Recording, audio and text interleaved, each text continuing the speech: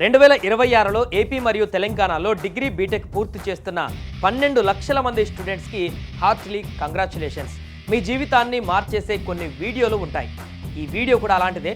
కేవలం 4 నెలల్లో software job సంపాదించడం సాధ్యమా అంటే అవును, సాధ్యమే. మీరు విన్నది నిజమే.